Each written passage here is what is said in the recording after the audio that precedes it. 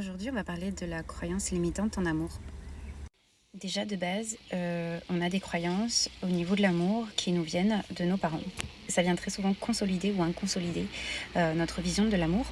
Donc, ça dépend du comportement du coup de nos parents. C'est là qu'en fait, ça nous donne le socle de notre vie amoureuse pour plus tard. Alors, c'est pas parce que vos parents sont divorcés que forcément vous avez une croyance de l'amour qui est désastreuse, hein. Il y a des personnes qui sont séparées, qui ont divorcé. Même s'il n'y a plus l'amour du début, il y a toujours ce respect profond de l'ancien partenaire et ça consolide les croyances en amour. Ensuite, une deuxième base, c'est notre premier amour. Selon comment s'est passée cette relation, si vous êtes encore avec ce premier amour, bravo à vous. Mais pour la plupart d'entre nous, cette relation s'est terminée. Alors, soit elle s'est très bien terminée, soit elle s'est mal terminée. Et en fait, c'est là que ça commence vraiment, où on commence à se dire que, eh bien, soit on n'est pas fait pour être aimé. Beaucoup de choses font que cette première relation nous a apporté certaines choses.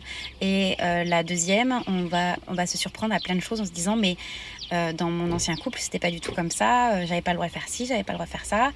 Bref, voilà. Et en fait, toutes les relations qu'on va avoir vont déclencher ces croyances qui vont nous limiter. Alors ça fait un peu beaucoup de blabla, mais je vais faire une vidéo YouTube qui sera beaucoup plus détaillée et on ira plus en profondeur.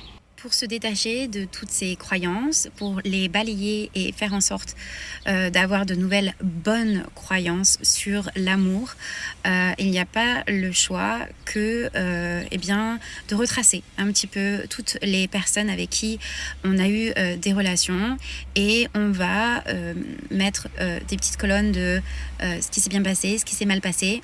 Vous allez faire, je pense que ça va vous prendre du temps, mais ça ne se fait pas en un seul jour, hein. On dit bien que Rome ne s'est pas fait en un seul jour. Donc, les croyances limitantes, ça fait bien des années que vous les avez.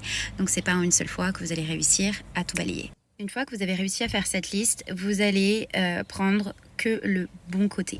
Et tout ce qui a été négatif, vous le transformez en positif. Alors oui, ça va vous paraître un petit peu long et peut-être que ça va vous remuer au fond de vous, mais c'est la meilleure méthode pour vraiment enlever ces croyances qui sont vraiment, vraiment, vraiment ancrées en nous. Et bien sûr, si vous avez des questions, n'hésitez pas à m'envoyer un message ou à me laisser un petit commentaire.